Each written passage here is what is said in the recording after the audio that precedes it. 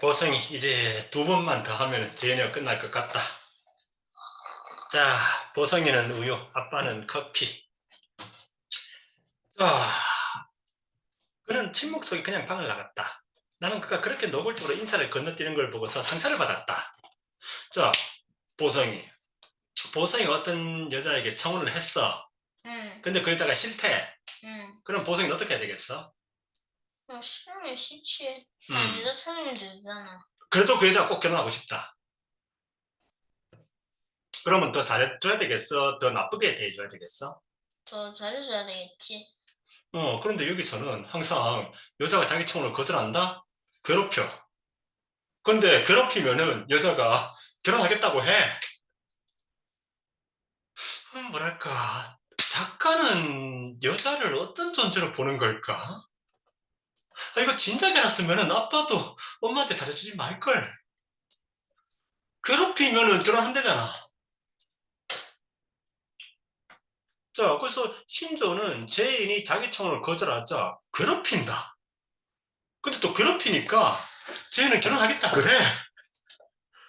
나 좀 이해가 안 가네. 자, 나는 차라리 그가 나를 두들겨 패기라도 했으면 좋았을 거라는 생각마저 들었다. 이건 예전에 헬렌한테 한번 했던 얘기지. 사랑을 못 받는 것보다는 차라리 말 뒤꿈치에 채이는 게 좋겠다. 황소 뿔에 들이받치는 게 좋겠다.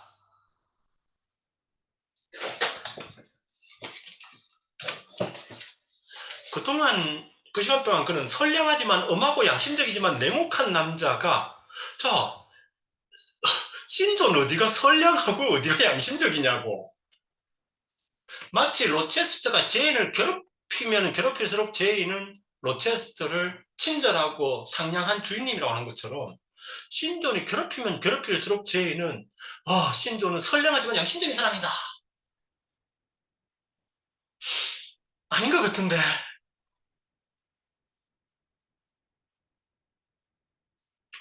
이 모든 것이 내게는 고문이었다. 그러니까 신존은 제인이 어떤 걸 힘들어하는지를 알고 제인을 일부러 괴롭히는 거지.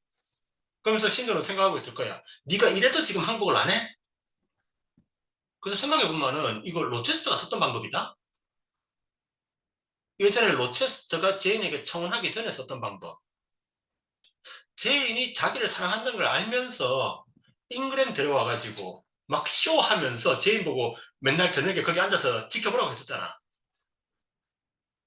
똑같은 방법이야. 그는 내 슬픔에 어떤 동족으로도 화답하지 않았다. 그러면서 막 제인이 막 로체스터도 제인이 막 힘들어하는 걸 구경만 했었지. 그래서 신조는 자 이쯤 괴롭혔으면 이제 제인이 항복하겠지 생각을 한다. 근데 이 소설이 양성평등을 주장하는 거면은 신존이 괴롭힐수록 제인은 더 저항해야 될 거 아니야. 응. 근데 남자가 괴롭히면 제인은 복종해. 잘못했어요 한다고.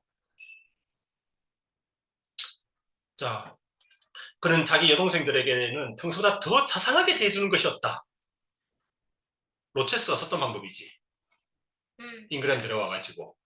자, 근데 물론 악의에서가 아니라 자신의 원리 원칙에 입각하여 그가 그런 짓을 했다는 확신이 든다. 이게 악의가 아니냐고. 나쁜 짓 하는 거잖아, 지금. 제인 괴롭히려고. 근데 제인은, 남성 지배자가 하는 거니까 저건 나쁜 짓이 아니다. 저 그냥 신존이 자기 원리 원칙 따르는 거다. 내 눈엔 나쁜 짓으로 보이는데. 그래서 시간이 지나가지고 또 둘이 산책을 한다. 신존 오라버니께서 아직도 화가 안 풀려서 전 너무 불행해요. 제발 다시 친구처럼 사이좋게 지내요. 우린 사이가 좋다고 생각하는데요. 안 좋다고요? 그건 잘못된 일이지요. 내 편에선 제인에게 어떤 불행도 바라지 않아요. 그냥 제인을 따돌리는 것 뿐이지. 왕따 시킨다고 해. 한 명을 따돌리는 거야. 여러 명이서. 그저 행복하기만 바랄 뿐이에요. 그래서 제인이 꼭 이런 식으로 헤어져야 하나요? 라고 하니까 인도에 가면서 제인을 두고 떠나다니 그게 무슨 소리요? 인도에 안 간다는 말입니까? 그럼 나와 결혼 안 하겠다는 겁니까? 그 결심 아직도 꼭 붙들고 있는 겁니까? 즉 바꿔 말하면은 내가 그렇게 괴롭혔는데 아직도 정신 못 차렸어. 그럼 신도는 앞으로 더 괴롭힐까 덜 괴롭힐까? 더. 그러니까 이만큼 괴롭혔는데 당신이 아직 그 덜 괴롭단 말이지. 알았어. 도대체 제이는 신전에 뭘 보고 신전이 선량하다는 거지? 자, 그래 이제 약속을 철회하고 인도로 간다는 생각은 싹 지워버린 거겠지요. 아니에요, 가겠어요. 오라버니 조수로요. 그러자 신조는 그거 안 된다고 했잖아. 생명과 영혼 둘 다 줘. 하나는 못 받아. 둘 다 내놔. 제니 마음이 어디가 있는지 어디에 집착하고 있는지 알고 있어요. 하지만 가슴 속에 품은 그 관심은 불법적이고 성스럽지도 않습니다. 왜냐하면 여태까지는 로체스는 여전히 유부남이잖아. 유부남, 그러니까 와이프가 있는 남자. 이미 오래전에 꺾어버렸어야 합니다. 그 말만으로도 부끄러워야 합니다. 로체스터 씨를 생각하고 있는 거지요. 사실이었다. 나는 침묵으로 그 사실을 고백했다. 로체스터 씨를 찾으러 가겠다는 말입니까? 그분이 어떻게 되셨는지 꼭 알아봐야 해요. 그럼 왜 도망쳤냐고. 다시 돌아갈 거면은. 그리고 자, 여기서 한번 잘 보자. 그 신존의 두 여동생, 즉 제인의 두 사촌 언니를 이 시대의 평균적인 여성이라고 한번 생각을 해보자. 평균적인? 빙진, 에버리지. 그래서 제인이 그 신존이 자기에게 청혼했다는 말을 하니까 두 언니의 반응 미쳤어. 왜? 절대 신존하고 결혼하지 마.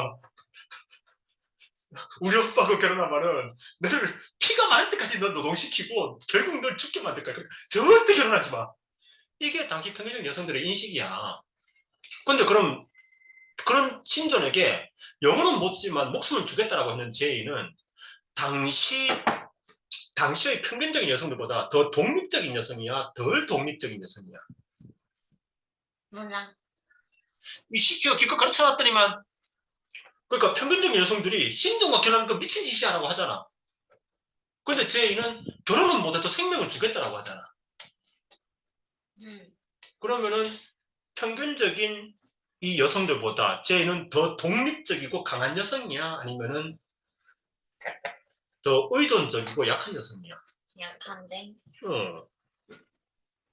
분명히 말하지만 넌 그곳에 가면 석 달도 못 살아. 절대로 가면 안 돼.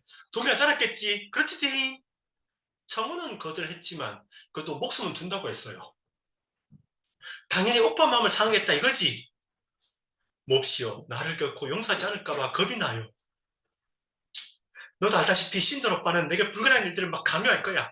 햇볕이 쨍쨍 내리쬐는 시간에도 내게 어떤 식도 허락하지 않을 거야. 불행하게도 나는 오빠가 내게 강요하는 일을 내가 꼼짝없이 행하는 걸 지켜봐왔어. 그러니 내가 오빠의 청혼을 거절할 용기를 냈다는 게 놀라워. 그래 청혼 거절하길 잘했어. 이게 당시 평균적인 여성들의 생각이다. 그러니까 만약에 이 둘이 뭐 친남매이기 때문에 청혼을 안 했겠지만 만약에 이제 평균적인 여성들이 신존의 청혼을 받았다고 한다면은 아마 생명도 영혼도 못 주겠다고 했을 거야. 근데 제이는 영혼은 못 주지만 생명은 주겠다고 하잖아. 즉 제이는 이제 더 이상 독립적인 여성도 아니고 그냥 철저하게 남성에 의존하는 여성이야. 남성의 명령은 절대적이라고 생각하는 여성이야. 못생겼다고? 전혀? 네가 전혀 그렇지 않아. 제인 너는 전혀 못생기지 않았어. 넌 너무 예쁘고 착해서 캘커타에 가서 산채로 뜨거운 햇볕에 구워질 이유가 없어. 왜 인도에 가면은 산채로 사람을 불태울 거라고 생각하는 거지? 물론 이때 이제 그런 풍습이 아직 남아있긴 했었지. 인도에. 근데 왜 인도에만 가면은 인도 사람들이 널 붙잡아가지고 산채로 불에 태워 죽일 거야. 그러니까 이제 신조는 내가 그 사람들에게 가서 기독교를 전파해 주는 게, 선교하는 게 내가 그 사람들을 구원해 주는 거다라고 생각하고 있지.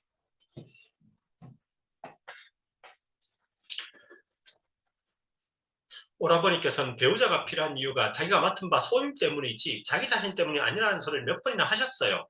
하지만 내 생각으로는 내가 만약 사랑을 위해 태어난 사람이 아니라면은 당연히 결혼을 위해 태어난 사람도 아닐 거예요. 다이 언니, 그러니까 다이애나 언니. 평생 자신을 유용한 도구로만 여기는 남자에게 얽매여 산다면 이상한 일 아니겠어요? 그렇다고 해도 제인이 로체스터를 찾아가서 로체스터 결혼하는 것도 이해가 안 돼. 그런데 어쨌거나 지금 제인의 마음속에서는 냉정한 신존을 보면서 아, 신존에 비해서 로체스터는 상냥했구나 생각하게 된다고. 그러니까 신존이 등장하는 이유는 그거야. 신존에 비해서는 분명히 로체스터가 좀 상냥한 놈이 맞거든. 하지만 신존 오빠는 착한 사람이긴 해. 착하고 위대하신 분이죠. 아니 도대체 어디가? 신존은 어디가 착하냐고. 처음에 제인이 굶어 죽을 뻔했을 때 제인을 구해준 거는 그래. 착하다고 치자. 그 다음에 보여주는 행동은 얘는 또라이 아니야. 도라야? 또라이. 그게 뭐야?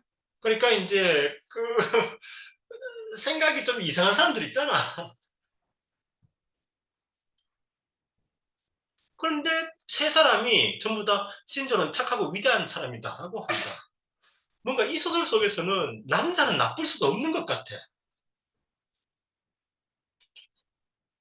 자, 그리고 그날 저녁 신조는 이제 성서를 읽으면서 그런데 뒤에 이어진 성서 내용을 그가 봉독, 그러니까 성서를 이렇게 읽는 거 하는 순간 이삭에 내게 오싹한 전율이 일었다. 승리하는 자는 이것들을 차지하게 될 것이며 나는 그의 하나님이 되고 그는 내 아들이 될 것이다.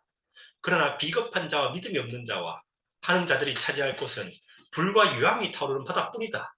이것이 둘째 죽음이다.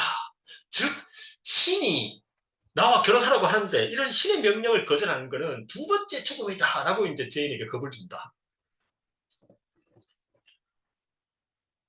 그의 그 간절한 기도를 들으면서 처음에 나는 우선 그 기도에 놀랐다. 그러다가 기도가 계속되고 기도 소리가 점점 높아지면서 나는 감동을 받기 시작했다. 그리고 마침내는 경외심까지 품게 되었다. 점점 신존이 막 위대한 사람으로 보인다. 왜? 왜냐하면 제인도 독실한 크리스찬이잖아.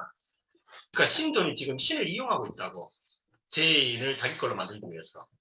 제인은 신존의 목소리는 별로 기담 안 듣는데 이건 신의 명령이다라고 하니까 제인에게 먹혀. 나는 제인이 하나님의 노임을 받는 진노의 그릇이 되어 파멸에 빠지도록 포기하지 않을 거예요. 아직 시간 있을 때 회개하고 결심하세요. 그러니까 빨리 나랑 결혼한다고 얘기하세요.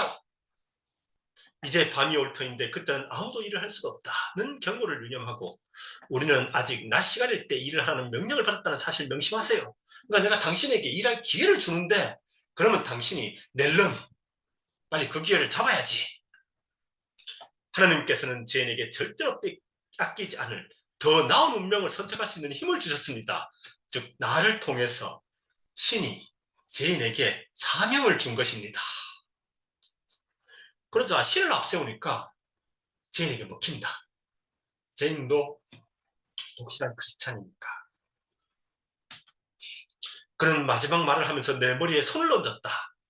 그리고 이제 제인의 머리에 손을 얹고 힘을 줘서 이렇게 누른다. 왜? 왜냐하면은 신조는 제인을 자기 소유물이라고 생각하니까. 보성이 머리에 손을 얹고 이렇게 아래로 누르면 보성이 기분 좋겠어 나쁘겠어? 별로. 그래 이 무난한 놈아. 아빠는 기분 나쁘거든. 그러면은. 왜? 그래 아니 나를 막 이렇게 누르면은 아니 쥐가 뭔데? 난 사람이잖아. 응? 사람이잖아. 아니 그런데 사람이 사람을 그렇게 하면 안 되지. 왜? 자, 그런 마지막 말을 하면서 내 머리에 손을 얹었다. 그의 말은 열정적으로 온화하게 하고 있었다. 하지만 표정은 정말이지 연인을 바라보는 사랑에 빠진 사람의 표정이 아니라 길 잃은 양을 부르는 목자의 표정이었다. 나는 신존에 대해 숭배의 감정을 느꼈다. 즉 사랑이 아니라 숭배의 감정. 왜냐하면 신존이 나랑 결혼하는 건 신의 명령입니다 라고 하니까. 제인이 로체스터를 떠났을 때 제인은 로체스터보다 신을 선택했거든. 그러니까 제인에게 신의 명령은 절대적이야. 근데 방금 신존이 이건 신의 뜻입니다라고 이걸 했잖아. 그러니까 제인에게 먹힌다고. 그 느낌이 너무나 강렬해서 그 힘이 즉시 나를 내가 그렇게 오랫동안 피해왔던 지점으로 밀어붙일 정도였다. 나는 그와 분투를 벌이는 일을 멈추어 그의 의지라는 경류에 휩쓸려 들어가 시면과도 같은 그의 삶 속에 빠져들고 그것에서 내 삶은 잊어버리는 유혹에 빠져들었다. 즉 오로지 이제 신전이 원하는 그 도구로 살다가 죽자. 그런 유혹에 빠져들었다.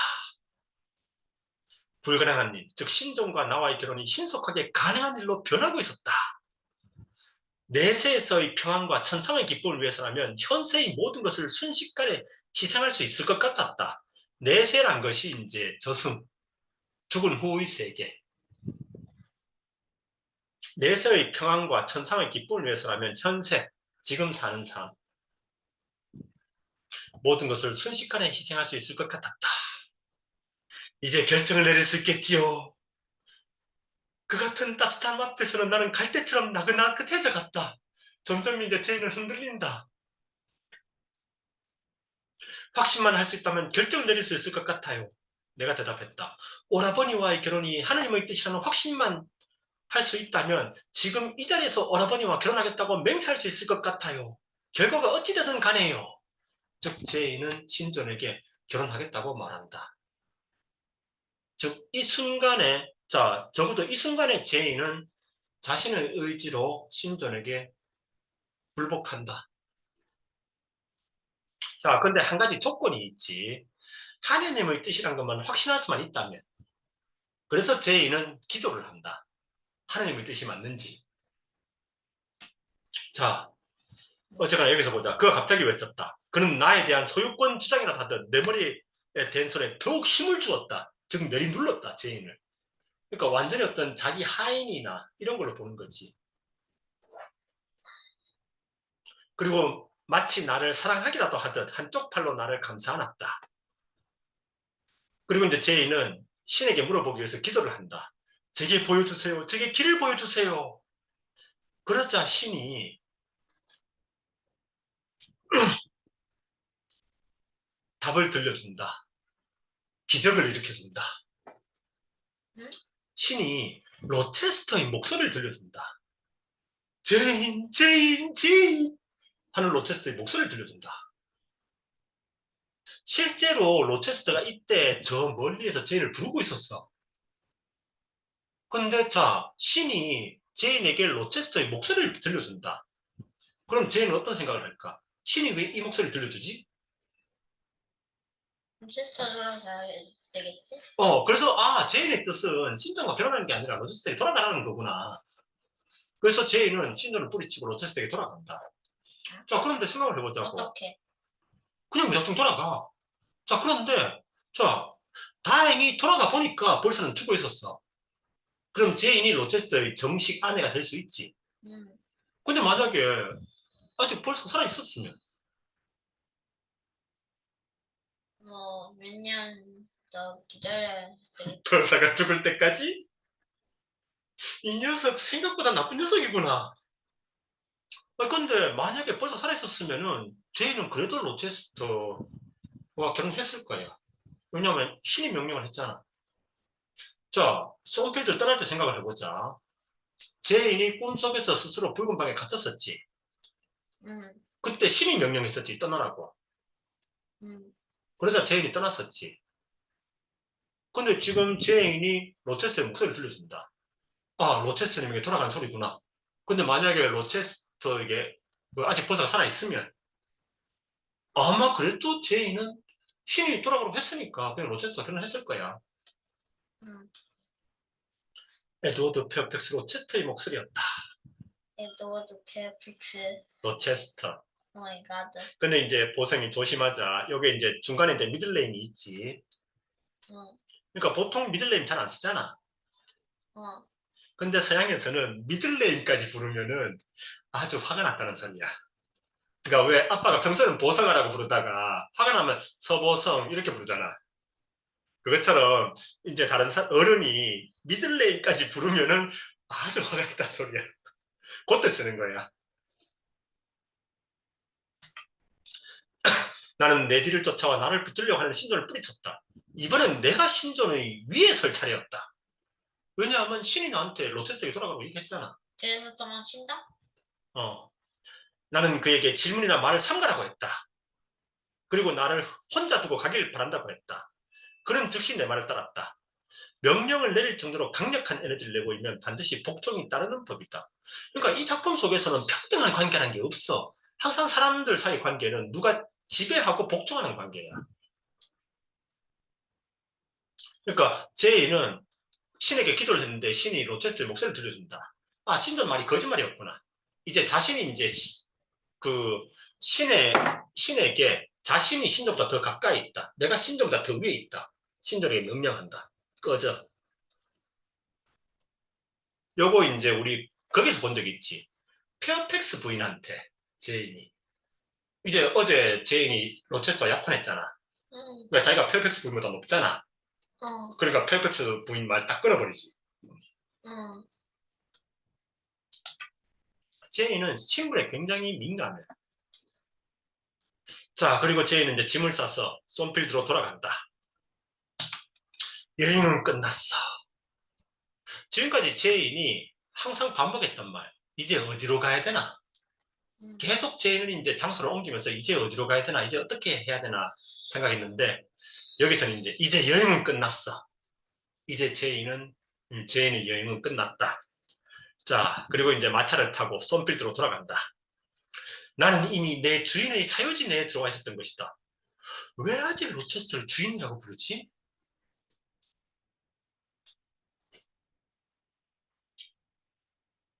몰라. 음. 왜냐하면은 이제 제이는 자신의 영혼의 주인은 로체스터라고 생각하니까. 자, 그래서 가봤는데, 자, 자, 그의 눈길이 내게 줬던 그 생기를 다시 한번 맛본다고 해서 누가 상처를 입는단 말이야. 그러니까 뭔 소린가 하면은 만약에 벌써가 살아있으면 어쩌지? 살아있으면 어때? 내가 그의 눈길이 내게 줬던 그 생기를 다시 한번 맛본다고 했어. 그러니까 내가 그와 결혼한다고 했어. 누가 상처를 입는단 말이야. 까짓거 나는 저 로체스터의 뭐 애인이든 뭐 첩이든 다 될 거야. 그런 생각을 하고 있다. 그런데 가보니까 손필드는 폐허가 되어 있다. 왜? 벌써가 불질렀거든. 어, 폐허가 됐다. 아, 이 폐허의 불운한 주인으로 들어갔단 말인가? 로체스터가 왜 불운한 주인이야? 평생 실컷 놀 만큼 놀았는데. 뭐 하여튼 제인의 인식 속에서 로체스터는 막 불쌍하고 가련하고 운명에 배신당하고 여러 여자들에게 이용당한 불운한 주인이다. 아니 나는 엄마가 날 좀 그렇게 봐줬으면 좋겠어. 내가 얼마나 불쌍한지. 자, 그래서 신조는 근처 여관에 가서 솜필드에 무슨 일이 있었는지를 물어보려고 한다. 자, 여관 주인이 얘기한다. 솜필드 장은 완전히 폐가 됐습니다. 추수절 무렵에 화재가 나서 완전히 무너져 내렸지요. 끔찍한 참사였지요. 엄청나게 많은 귀중한 자산이 다 타버렸지요. 가구 한 점 구할 수 없었으니까요. 화재는 죽은 듯 고요한 한밤중에 일어났어요. 죽은 듯 고요한 한밤중이었다고요. 한밤중에 불났다? 버사구나. 제이는 짐작한다. 화재가 어떻게 해서 발생했는지 밝혀졌나요? 아가씨, 로체스터 씨가 그만 그 가정교사 아가씨와 사랑에 빠지게 되었답니다. 하인들 말로는 그분이 했던 그런 사랑에 빠진 사람은 한 번도 본 적이 없다고 합니다. 왜냐하면 로체스터는 유럽에 가서 늘 이제 여자들과 사귀었거든. 어쨌든 로체스터 씨는 그녀의 다른 모든 조건을 눈 감아줄 정도로 그 아가씨를 소중히 여겼대요. 정말? 로체스터가 제인을 소중히 여긴 적이 있었나? 아빠 기억에는 잉그랜드 데려와서 괴롭힌 것만 기억나는데 한 번이라도 로체스터가 제인을 소중히 여긴 장면이 있었나? 그러니까 이 소문은 이상하다. 자, 이 여관 주인은 지금 제인에게 얘기를 들려주는데 지 눈앞에 있는 이 여자가 제인이란 것도 몰라. 그런데 로체스터가 제인의 얘기를 들려주고 있어. 그러면은 이 소문을 이 여관집 주인은 누구에게서 들었을까? 로체스터? 봐봐, 순전히 로체스터가 좋은 사람이고 제인이 나쁜 사람이라고. 로체스터를 위한 이야기잖아. 응. 그러니까 제인이 누군지도 모르는 이 사람은 이 소문을 누구에게서 들었을까? 즉, 바꿔 말하면 제인이 떠나자마자 로체스터는 벌스에게 했듯이 나는 원래 착한 사람인데 제인 그 시건방진 가정교사가 나를 배신해서 내 인생을 망쳤다. 그 소문을 마을에 퍼뜨린 거야. 그분 말고 그 아가씨를 그렇게 예쁘다고 생각한 사람은 하나도 없었는데 말이죠. 어쨌든 문제의 화재가 일어나는 날 밤, 그녀는 우선 자기 옆방의 커튼에다 불을 붙였습니다. 그리고 나서는 아래층으로 내려가서 가정교사가 썼던 방으로 갔대요. 그리고 그 방의 침대도 불을 붙였습니다. 이상하다. 벌사가 제인을 죽일 수 있는 기회가 몇 번 있었는데 그때는 손끝 하나 안 건드렸잖아. 응. 그런데 제인이 떠나고 나니까 그 방에 불을 지른다? 아니, 죽일 수 있을 때는 왜 가만 놔뒀다가 제인이 떠나고 나니까 그 방에 불을 지르지? 모르는 거야? 그 리드 언니인가? 아니면 혹시 제인이 여기로 돌아오는 거를 싫어하는 거 아닐까? 그 방에 불을 지르면은 제인이 방이 없어지면은 제인은 돌아오기 좀 애매하잖아. 응. 혹시 그러니까 제인을 죽이려고 한 게 아니라 제인을 도와주려고 한 거 아닐까? 제인이 여기 두 번 다시 못 돌아오도록. 왜냐하면 로체스터가 또 속일지 모르니까. 그래서 그 벌사도 이 밤 죽었지. 음. 그러니까 벌사가 죽었으니까 이제 신이 제인에게 돌아오라고 한 거야. 신은 다 제인을 위해서 준비해놓고 제인을 이제 불렀어. 그러다 보니까 결말에서 제인은 행복해지는데 상당 부분은 벌사의 희생 때문이야. 벌사가 이렇게 죽었기 때문에 로체스터가 사람이 착해졌어. 왜? 왜냐하면은 로체스는 이제 눈도 안 보이고 한쪽 팔도 없고 재산도 다 잃어버렸거든. 그러니까 이제 제인에게 함부로 못해. 무엇보다 이제 제인과 결혼해도 유럽으로 못 가. 제인 버리고. 로체스터가 왜 유럽에서 여자들을 그렇게 많이 사귈 수 있었겠어? 돈. 어. 근데 이제 그렇게 못해. 그러니까 지금 상황은 제인 입장에서 봤을 때는 가장 좋은 상황이야. 제인이 가장 걱정했던 게 뭐야? 로체스터와 결혼하더라도 가장 걱정했던 거. 벌사? 그래, 벌써 죽었지. 응. 그러니까 이제 제인이 로체스터의 정식 부인이 될 수 있지. 응.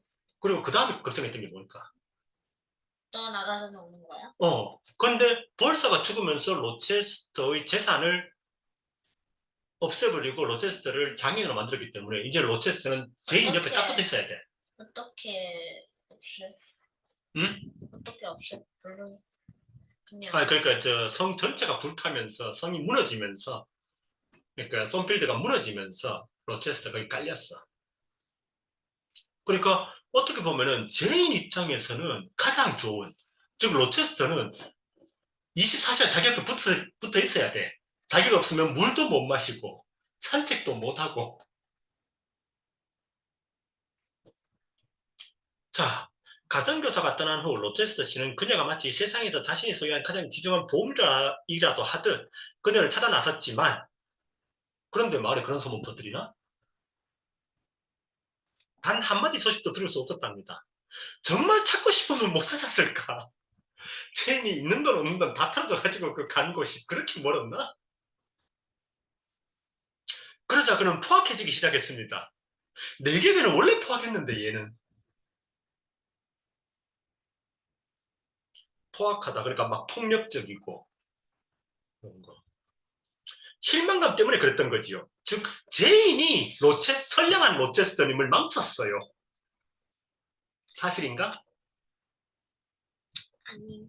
그 로체스터님은 원래 선량했는데 제인이라는 가정교사가 시건방지게 로체스터님을 배신해서 로체스터님을 망쳤어요. 우린 이 소문이 거짓말인 거 알지? 응. 그러면은 로체스터가 말한 버사에 대한 소문은 사실일까? 두 이야기 비슷하잖아. 응. 나는 원래 착했는데 벌사가 망쳤다. 제인이 망쳤다. 비슷한 이야기지. 응. 근데 제인에 대한 소문은 거짓말이라는 거 우리가 알잖아. 응. 그럼 벌사에 대한 소문은 사실일까? 거짓말일 수도 있지. 거짓말일 수도 있어. 사실일 수도 있지만 거짓말일 수도 있지. 본래 그는 결코 온화한 사람은 아니었습니다. 뭐 착한 사람은 아니었지만 그렇다고 난폭한 사람은 아니었는데 그녀를 잃고 나자 그는 위험한 사람으로 변했어요. 원래 위험했다고 로체스터는. 그는 또한 혼자서만 있으려고 했고요. 밤만 되면 그분은 유령처럼 정원을 돌아다녔고 제정신을 잃은 사람처럼 과수원을 걸어다녔습니다. 그런데 그분이 제정신을 가졌었다는 게 제 생각이었죠. 왜냐하면 그 가정교사 선생이 배신을 하기 전까지, 그러니까 제인이 로체스터를 배신하기 전까지는 그분보다 더 활기차고 대담하고 예리한 신사는 본 적이 없었을 것이기 때문입니다. 야, 모든 게 제인 탓이다 이제. 그분은 잘생기신 편은 아니었습니다. 하지만 누구 못지않은 큰 용기와 자기 나름의 의지력을 지닌 분이셨습니다. 왜 난 그걸 못 봤지?